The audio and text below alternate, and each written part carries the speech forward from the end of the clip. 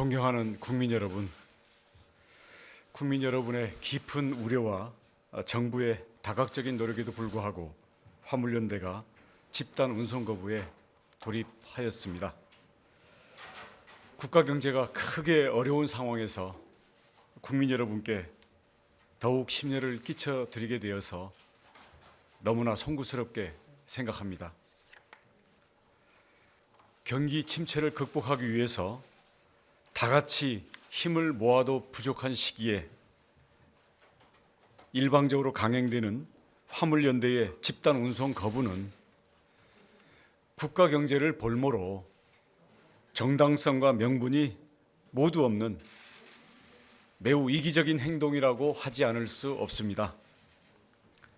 화물연대는 컨테이너와 시멘트 품목에 대해 지난 2020년부터 3년간 한시적인 시행을 조건으로 도입되었던 화물자동차 안전운임제에 대하여 일몰 폐지, 즉 영구화와 품목 확대를 주장하고 있습니다. 화물연대는 정부가 이런 요구에 동의하였다고 주장하고 있으나 이는 전혀 사실이 아닙니다. 정부는 지난 6월 화물연대의 집단 운송 거부 철회 당시에 안전운임제의 일몰 연장 등을 지속 추진하고 품목 확대 논의를 이어나가겠다라는 입장을 밝힌 것이고, 화물연대가 주장하는 것처럼 일몰 폐지 또 품목 확대를 약속한 것이 전혀 아닙니다. 안전운임제는 교통안전 개선을 위해서 도입된 제도입니다. 그러나 지난 3년 동안 제도를 시행해 본 결과 당초 도입 목적인 안전 개선 효과는 불분명한 것으로 드러났습니다. 화주와 운송사, 차주 등 이해관계자 간의 제도에 대한 입장은 첨예하게 대립하고 있는 상태입니다. 이런 상황에서 필요한 것은 합리적인 제도 방향을 놓고 이해 당사자들과 함께 충분히 논의하는 것입니다. 이를 위해 정부는 당초 화물연대에 대해 안전운임 TF 구성을 해서 구체적인 논의를 하자고 제안하였습니다만, 대화를 통해 합리적인 제도 방향을 모색하고자 하는 이러한 제안에 대하여 화물연대는 부정적인 입장을 표명하고 TF에 들어오지 않았습니다. 이에 따라 정부는 화주, 운수사, 화물차주 등 이해관계자와 간담회 등 수차례 개최하고 당정 협의를 거쳐 현행 안전운임제의 일몰 3년 연장을 추진하되 품목 확대는 곤란하다는 입장을 결정하였습니다. 그런데도 화물연대는 자신들의 일방적인 요구를 관철시키기 위해 집단의 이익만을 내세운 이기적인 운송 거부를 강행하고 있는 것입니다.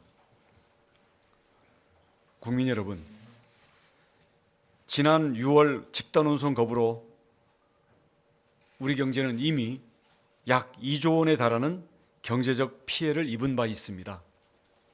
이번 집단 운송 거부는 우리 사회와 경제를 위해 밤낮으로 각지에서 노력하시는 많은 분들의 헌신과 경제 회복을 바라는 국민의 열망을 무시하는 행위입니다.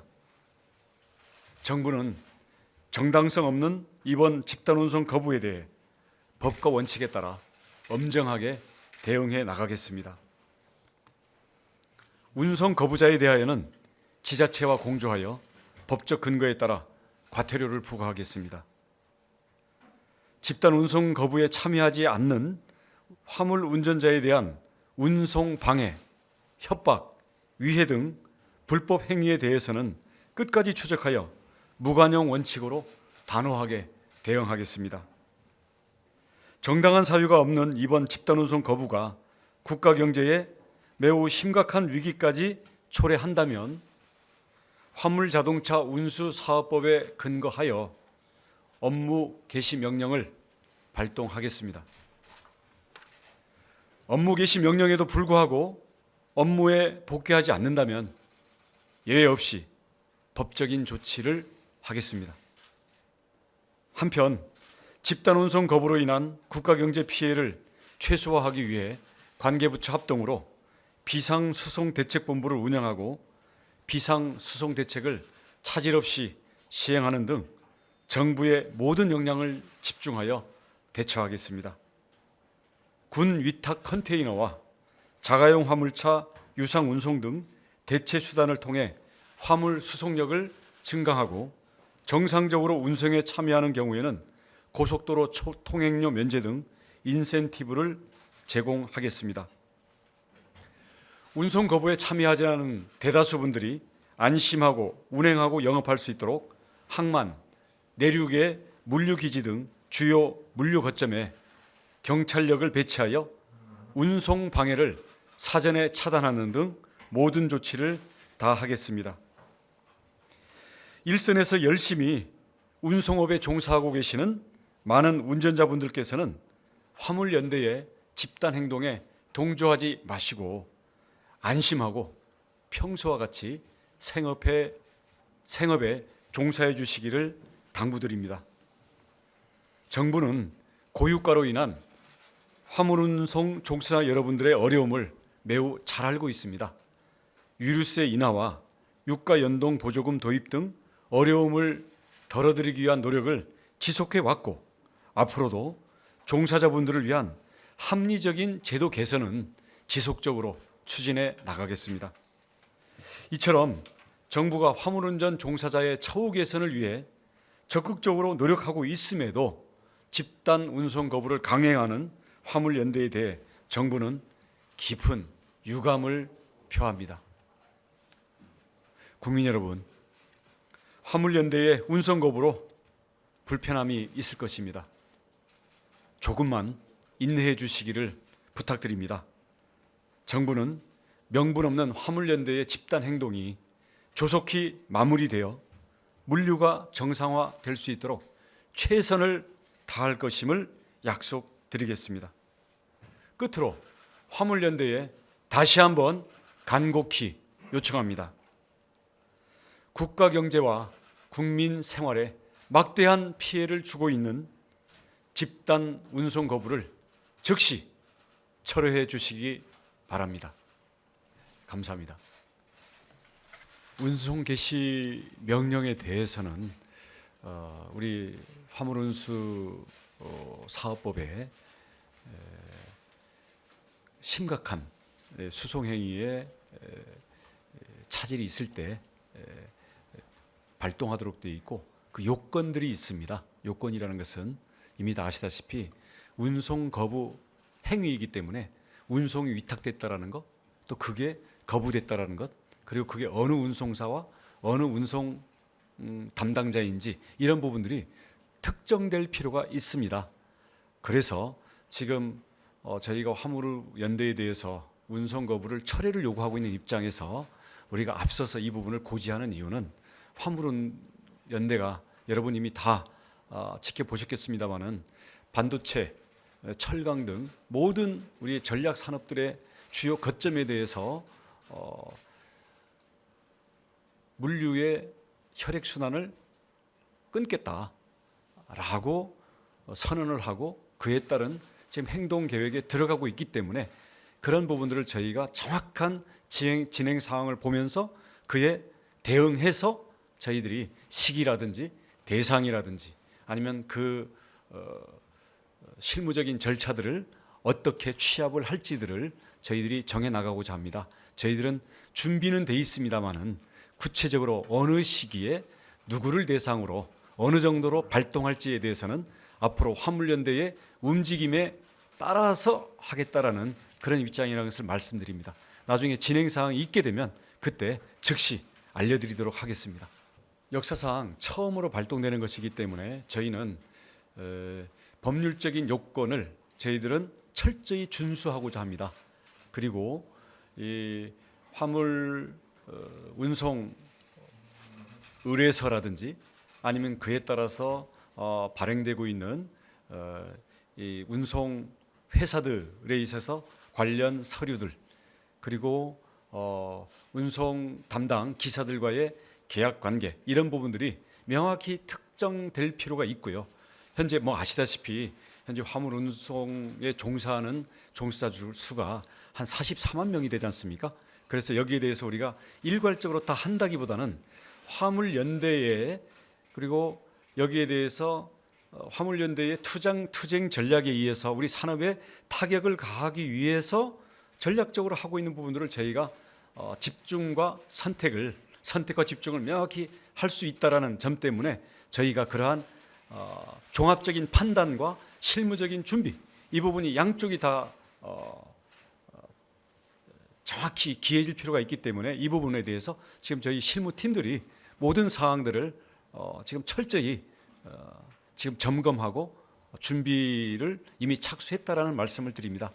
더 구체적인 사항들에 대해서는 저희들이 앞으로 이런 부분들이 범위가 좁혀지거나 아니면 일정들이 좀 더 구체화되게 되면 그에 대해서도 저희가 이건 법에 의해서 또 헌법에 공공복리를 위한 국가에 부여된 권한을 행사하는 것이기 때문에 우리 국민들에게 이것을 명명백백히 저희들이 법률적인 사항까지 설명을 드리고 양해를 구한 상태에서 발동을 하도록 하겠습니다. 세세한 사항은 우리 실무 라인에서 다시 설명을 드리겠습니다만은 크게 말씀드리면 우리가 아시다시피 화주, 운송사, 차주가 이제 화물 기사들이 되겠습니다. 그리고 여기에는 지입제라든지 많은 행태들이 있고요. 품목들에 따라서 운임이라든지 운송료라든지 이런 부분들이, 그러니까 그 운송기사들의 수입이라든지 이런 것들이 천차만별입니다. 그래서 우리가 이 안전운임제라고 해서 선언한다고 해서 바로 집행될 수 있는 게 아니라 아주 구체적인 이 데이터와 이러한 그 방안들이 검토가 될 필요가 있기 때문에 우리 이런 이해관계자들 사이에 56차례의 회의를 했고요. 그 중에서 화물연대가 참여한 회의를 35회? 그리고 그 중에서도 화물연대와의 단독 협의만 14차례를 가졌습니다. 그래서 각 품목별로 과연 그동안의 안전 효과는 어떠한지, 그리고 현재 유류비 인상에 따른 이 화물기사들의 애로점이 과연 무엇인지, 그리고 지입제를 없애겠다라는 점에 대해서 우리 국토부도 전적으로 동의를 하기 때문에 이런 그 기형적인 지입 차주 제도를 개선하기 위해서 어떤 것들을 우리가 제도를 개선해야 되는지 등등을 놓고 저희들이 많은 그 실무적인 협의들을 했는데요. 그래서 이 부분을 법안을 반영시키기 위해서 구체적인 TF를 구성을 하자라고 했는데 그 TF 구성에 대해서는 화물연대가 반대를 하고 들어오질 않았습니다. 이 TF가 구성이 돼야 여기에서 걸러진 내용을 가지고 국회 상임위원회에다가 저희가 제시를 할 텐데, 저희가 이해관계자들을 국토교통부가 추선해서 여러 차례 논의만 이루어졌지 국회에 우리가 어느 정도의 공신력을 갖고 전달할 수 있는 TF 구성 자체가 좌초가 되어 있는데요. 이 부분들을 가지고 국토교통부가 노력을 안 했다라든지 소통을 안 했다라고 하는 것은 앞과 뒤가 바뀐 거꾸로의 주장입니다.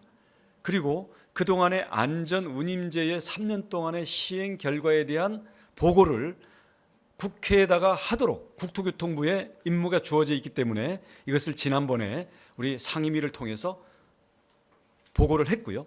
그다음 양당 간사를 통해서 그 안에 들어있는 매우 세부적인 사항에 대해서도 또 각 이해관계자들과의 논의 사항들에 대해서 양당 간사를 통해서는 우리 국회에다가 철저히 보고를 했습니다. 그런데 그 이후에 아시다시피 민주당에서는 화물연대의 요구를 그대로 수용한 법안을 그냥 상정해 놓고는 화물연대와 그냥 공동고조를 취했고요.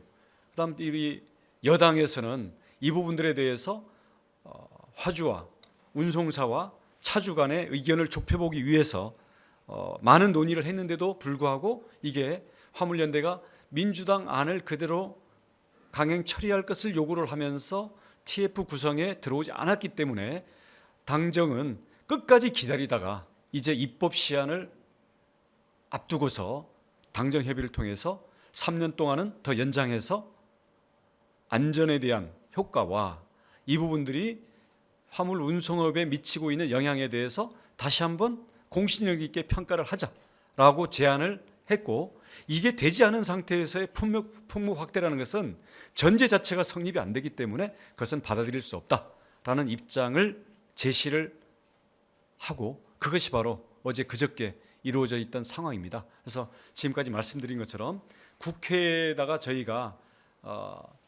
안전운임제 3년 동안의 시행 경과를 보고하고 이해관계자들에 대한 논의 테이블들을 저희들이 57회 정도 열었고, TF를 구성하려고 했는데 화물연대가 거부를 했고, 당정협의를 통해서 안전운임제의 3년 연장에 대해서는 이미 수용을 하겠다라는 것을 선언한 상태, 여기까지 말씀을 드리겠고요. 여기에 대해서 더 세부적인 사항은 우리가 그것을 다 기록해 놓고 있기 때문에 우리 이 부분들에 대한 실무 라인들에 대해서 여러분들 우리가 공개할 수 있는 내용들에 대해서는 추가적으로 말씀드리도록 하겠습니다. 워낙 포괄적인 근본적인 문제를 제시하신 건데 제가 간략하게만 말씀을 드리겠습니다. 우선 저는 화물 차주들이 안전하게 운행하는 것은 국가가 당연히 보호를 해야 된다고 생각합니다. 하지만 이 안전의 문제가 과연 지금의 운임을 이렇게 법적으로 정해서 화주들을 처벌하는 것이 이게 과연 적절한 방법인지, 이건 전 세계적으로 이런 제도를 시행하는 나라는 전혀 없습니다. 뿐만 아니라 지금 판스프링을 불법적으로 이걸 설치하는 문제라든지 아니면은 과적 또는 과속 이런 것들의 여러 가지 요인들은 운임의 문제뿐만 아니라 다른 복합적인 문제가 있고 또 지입 차주 문제도 있습니다. 그렇기 때문에 안전을 위한 제도는 이것대로 저희가 TF를 통해서 이 업계의 실상을 있는 그대로 다 드러내놓고 근본적으로 우리가 손을 보자라는 거고요.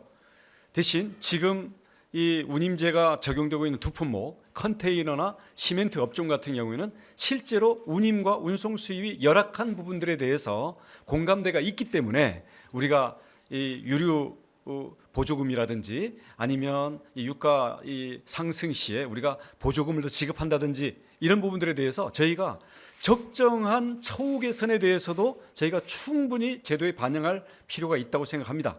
하지만 자, 안전이라는 이름을 명분으로 걸고 서로 수입도 다르고 화주와 차주와 운송사의 영업 구조도 다 다른 모든 품목을 다 묶어서 이것을 모든 품목에 확대하고 이걸 영원히 돌릴 수 없는 것으로 막고 이걸 또 화주에다 다 일방적인 처벌을 하겠다. 이게 현재 화물연대와 민주당이 주장하고 있는 법안인데요. 그런 것은 있을 수도 없고 현재 안전이라는 취지와도 맞지 않다. 이제 그런 것이기 때문에 우리 강명현 기자님께서 지적하신 것처럼 지입제 개선 또는 안전 또는 화물 차주들의 적절한 처우 개선, 이 부분은 그것대로 저희가 진정성 있게 이해관계자들의 충분한 논의를 거쳐서는 우리가 얼마든지 논의를 할 수가 있다.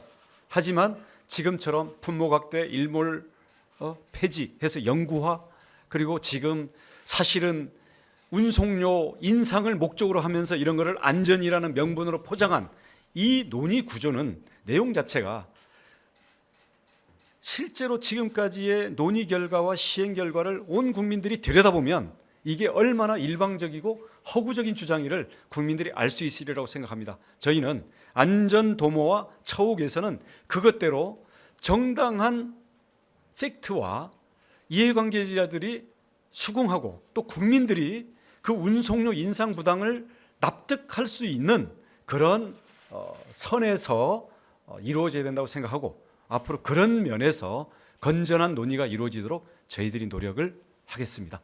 저희는 지나치게 열악한 근무 조건, 과적, 과속, 또 과로로 인해서 또 수입이 너무 적다 보니까 이게 악순환되지 않습니까? 이런 부분들에 대해서는 저희가 이미 지난 6월 달에도 화물연대의 논의 과정에서 표준 계약서로 반영하는 방법이라든지 아니면 이에 대해서 들어가는 운송 원가를 실제로 검증을 하자라는 아주 실무적인 방법들을 제시하고 있습니다.